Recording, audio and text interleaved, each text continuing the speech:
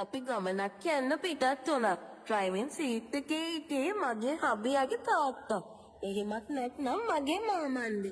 අපි දෙන්න උදේම ගෙදරින් පිටත් වුණේ මාමන්ඩිගේ ඉඩමක් බලන්න නුවර එළියට පාලෙන් තියෙන දිස්තිර පැත්තකට යන්න.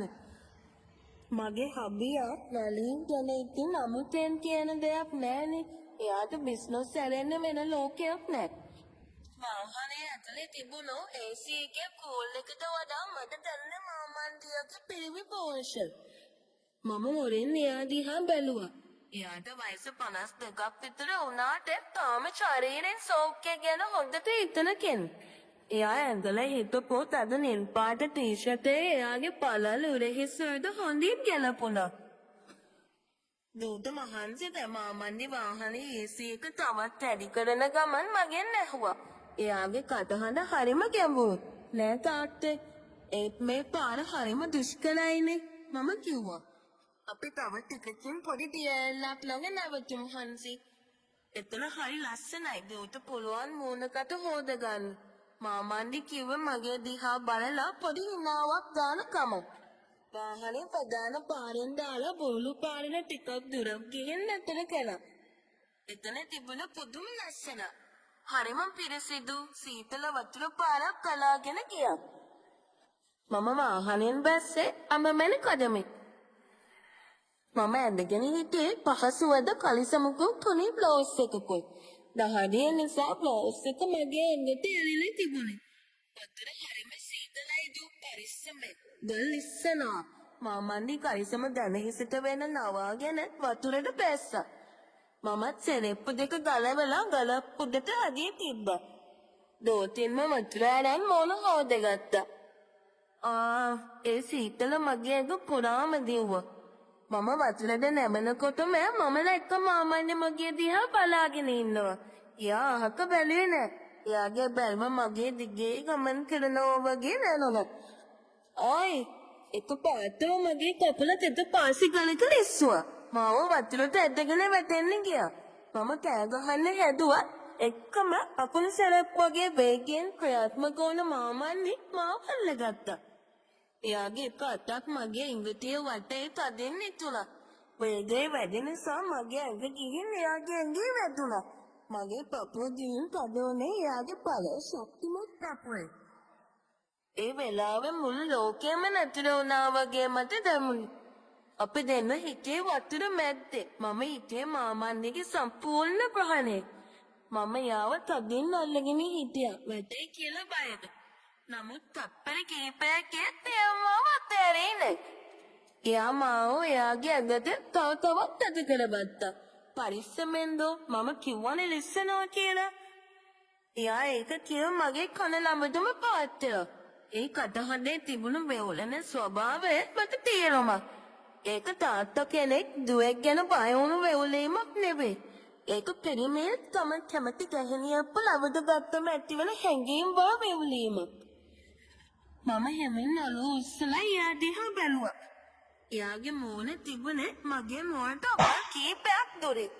එයා මගේ ඇස් දෙක දිහා බලන් හිටියේ මගේ ආත්මයම කියවන්න වගේ.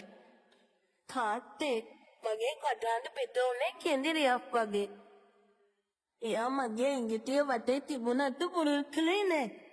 ඒ මොහොතේ මගේ හිතේ තිබුණු තාත්තා දූ සීමාව බඳලලා ගියා. අපි ආයෙමත් ගමන පටන් ගත්තේ විනාඩි 10කට විතර පස්සේ. ඒත් අපි දෙන්න අතර ලොකු නිහඬතාවයක් තිබුණා. ටික දුරක් යද්දී වාහනින් නමට සද්දයක් එන්න ගත්තා. මාමන්ඩි වාහනේ පාර අයිනට කරන නැවතුවා. මුලන්ටිකින් දුම් දාමෝ. අපරාධේ මේ කැලේ මැද්ද වාහනේ කැඩුණා. මාමන්ඩි කනස්සල්ලෙන් කිව්වා. ප්‍රශ්නේ දරා ගන්න බැරි නිසා මාමන්ඩි යාවේ ටී-ෂර්ට් එක ගැලෙව්වා. එයා හිතේ සුදු පාට අත්කට පැනීම පිටු. දහඩිය දාලා තිලසන යාගේ අත්තල මස්පිර දිහා මම බලාගෙන හිටියේ මටත් නොදැනීම. නලින් කවදාවත් මෙහෙම ගාඩිය දාලා මහන්සි වෙනා මම දැකලා නෑ. හන්සි වාහනේ හදාගන්න වෙන්නේ හෙට තමයි. මෙතන නව පාට මම දන්න තේවත් ටික බම්බලාවක් තියෙනවා. අපි අද නෑ තුන නමතමු. මගේ හිත ගැස්සුණා. අතන මේ පාල කැලේ මැද්ද මේ මිනිස්සයා එක්ක තනිවෙන් මගේ හිතේ බයක් තිබුණත් ඊට ඇතින් මම කවදාවත් නොවෙදකු අමුතුම සතුටක් බලාපොරොත්තුවක් පැතුණා. අපි බංගලාවට යද්දී හවස පාපාවල්. ආස කළු කරගෙන වැස්සක් එන්න මගේ තිබුණේ. පරිසරයම හරිම නිස්කලංකයි. සර් අනිත් කාමරේ වතුර එන්නේ නැහැ. මේ ලොකු කාමරේ විතරයි තියෙන්නේ. මොලකල කිව්වම මාමන්ද මගේ දිහා බැලුවේ ප්‍රශ්නාර්ථයෙන්. කමක් නෑ තාත්තේ. අපි ඒක ගමු. කාමරේ ඇඳන්නටත් තියෙනවනේ. මම ඉක්මනටම කිව්වොත්. කාමරේට ගියාට පස්සේ මම වොෂ් එකක් දාගෙන සැහැදු කොමක් පැඳගත්තා. මම එළියට එද්දී මාමන්ද බැල්කනියේ සිගරට් එකක් බොනවා. එළි මා හයියෙන් මස්සක් පටන් අරන්. සීතල හොලන් කාමරේට එනවා. මම හැමින් එයා ළඟට ගියා. තාත්තා මොකද කල්පනා කරන්නේ? මාමන්දි හැරිලා මගේ දිහා බැලුවා. එයා සිගරට් කොටේ විසිකරලා මගේ පැත්තට හැරුණා. එයා හිතේ මට ගොඩාක් වගේ. මම කල්පනා කළේ අලිත් හරිම මාසනාවන්තයි කියලා. ඔයා වගේ ලස්සන තේරුම් ගන්න පුළුවන් බිරිඳක් ලැබුණ එක ගැන. ඒත් මිනිහා හිතේ අකියක් දන්නේ නැහැ. නලින් ඔයාව බලාගන්නේ නැහැ නේද දු? ඔයා පාළුවෙන් නේද ඉන්නේ? ඒ වචන ටික මගේ හදවත පසාරු කරගෙන ගියා. මගේ ඇස්වලට කඳුළු ආවා. මාමා දෙක පියවරක් ඉස්සරහට තියලා මගේ උරහිස් දෙකෙන් එයාගේ අත් දෙකෙන්ම අල්ලගත්තා. අඬන්න එපා ළමයෝ මම ඉන්නමනේ. එයා මාව හැමින් එයාගේ පැත්තට ඇදලා ගත්තා. මම එයාගේ පපුවට හේත් වුණා. එයාගේ පපේ උණුසුම මගේ කඩළු පිහදා ගන්න සමත් වුණා. එයා මගේ පිටවට අත්හැවලා මාව තදින් බදාගත්තා. ඒ ස්පර්ශය නිකම්ම සැනසීමක් නෙවෙයි. එයාගේ හුස්ම මගේ කොන්දේ අතරින් මගේ කනට දැනෙන මිදිය. ඒ හැමදේම මට කිව්වේ මේක තාත්තා කෙනෙක්ගේ ආදරයට එහා ගිය දෙයක් කියලා. රැකමන් පස්සේ අපි ආයමත් කාමරේට ආවා. පස්සේ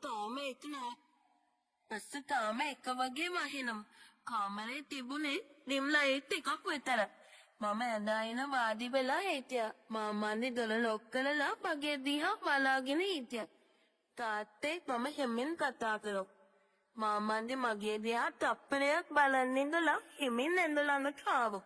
මම නැගිටලා කණ්ණාඩි ඉස්සරහා හිටගත්තා.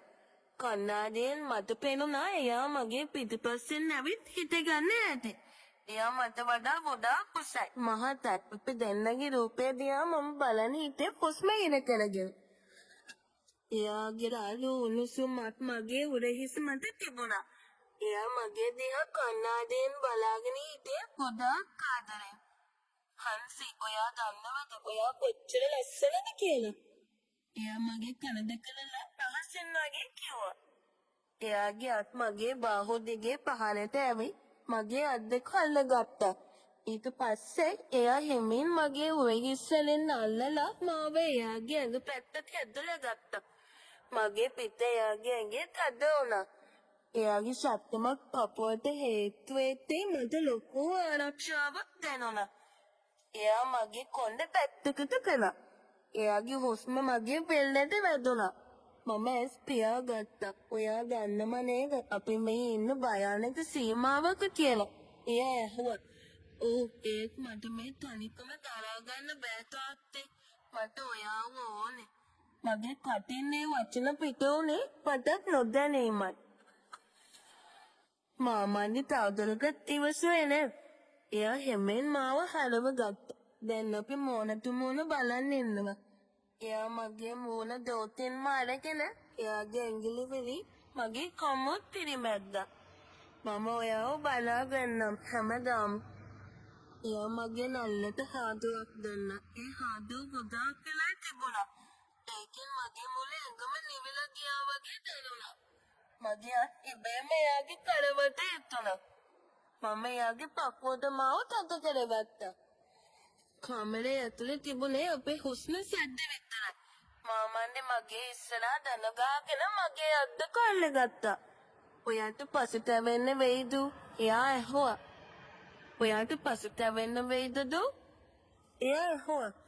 නලින් මාව අතෑරලා දාලා ගිය දවසේ ඉඳන් මම පසුතැවෙලා තාත්තේ.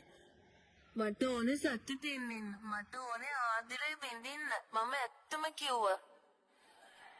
මාමන්නේ නැගිටලා මාව වදාගෙන වගේ ඇඳ යයිනෙත් තිබ්බා.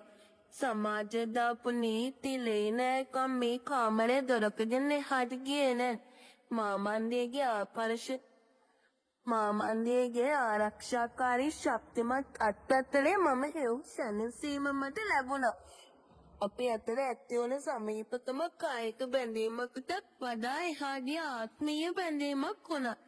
මගේ මුළු ඇඟම යාගේ ආදරණීය ස්පර්ශවලින් ප්‍රතිචාර දැක්වුවා. එයා මට සැලකුවේ මලකට වගේ කඩු බවක් තිබුණෙත් නෑ. ඒ හැම ස්පර්ශයක්ම තිබුණ පුදුම ආදරයක් සහ ගෞරවයක්. අවුරුදු ගානක් තිස්සේ මගේ හිතේ හිරකරගෙන හිටපු හැඟීම් ගම්මතුලක් වගේ එළියට ආවා. උදේ ඉහළිය ජනේලෙන් කාමරයට වැටෙද්දී මම ඇහැරුණා. මම හිතේ මාමන්දිගේ පපුව උඩ ඔළුව තියාගෙන.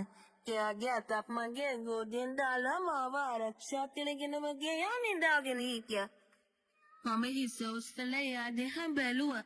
රැවුල වැවුණු මේ මෝනේ දිහා බලන්නෙද්දී මට ඇති වුණේ පුදුම ආදරයක්.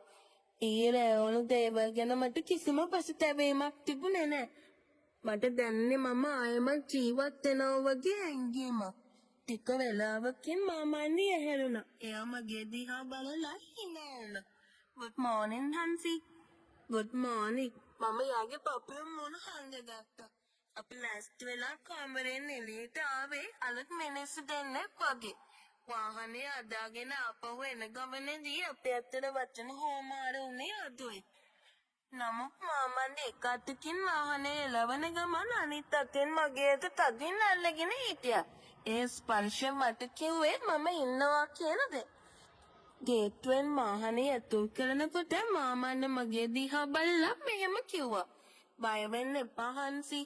මේක අපි දෙන්නගේ රහසක්. නලින් නැති පාළුව මම ඔයාට දැනෙන්න දෙන්නේ නැහැ. මම ඔළුව වෙනෝ. මගේ හිතේ තිබුණ බර සම්පූර්ණයෙන්ම නැති වෙලා ගිහින්.